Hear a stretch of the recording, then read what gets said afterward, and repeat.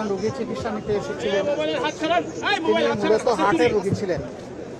তাকে যে অবস্থায় আনা হয় সেখানকার ডাক্তাররা অনুরোধ করেছিল ঢাকায় নিয়ে আসার জন্য, কিন্তু রোগীর পার্টি যারা তারা এটাতে রাজি হননি, তারা চেয়েছেন ওখানেই চিকিৎসা নেবেন। তারা বলেছিলেন যে এই রুগীকে এখানে ম্যানেজ করা কঠিন হবে, আমাদের সব ফেসিলিটি নাই এখানে। বলছে না, এখানে এই চিকিৎসা হোক, আমরা এটা চাই। তো তাদের পীড়াপিড়িতে সেখানে চিকিৎসা হয় আমরা যতটুকু জানি, এবং একটা পর্যায়ে রুগী মারা যান। ইন্না লিল্লাহি ওয়া ইন্না ইলাইহি রাজিউন। আমরা দুঃখ প্রকাশ করছি, যিনি মারা গিয়েছেন তার তো কোনো দোষ নাই, আল্লাহ তাকে ক্ষমা করুন, আল্লাহ তাকে জান্নাতের মেহমান হিসাবে করুন।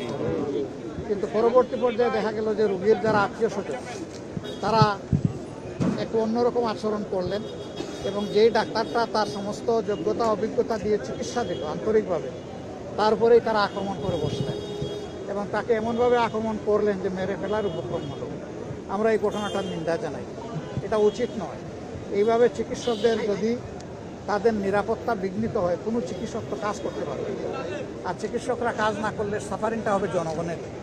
তা আমরা এই ঘটনার অবশ্যই তদন্ত চাই এবং এটার বিচারও চাই, এই ধরনের অবস্থা যাতে আর না ঘটে।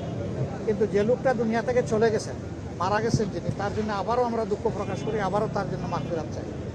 তার আত্মীয় স্বজনের ধৈর্য ধরা উচিত ছিল। ওনারা কেমনে বুঝলেন যে চিকিৎসা ভুল বা শুদ্ধ? যদি ভুল হয় তাহলে একটা তদন্ত কমিটি এই ব্যাপারে যাদের অভিজ্ঞতা আছে তারা তদন্ত করে বলবে যে এটা ভুল বা শুদ্ধ। এইভাবে সবাই যদি আইন নিজের হাতে তুলে নিয়ে বিচার শুরু করে দেন, একটা দেশ সভ্য দেশ হিসাবে গণ্য হতে পারে না। আমরা জনগণকে ধৈর্য ধরার অনুরোধ জানাবো। এটা আমাদের দেশের একটা ব্যাড কালচার। ওয়েস্টার্ন সোসাইটিতে ডাক্তারদেরকে বলা হয় নেক্সট টু দ্য গড। আল্লাহ তাআলা জীবন দেন আর চিকিৎসকরা চেষ্টা করে তাদেরকে সুস্থ রাখার, এই জন্য তাদেরকে পরম সম্মানে নেওয়া হয়।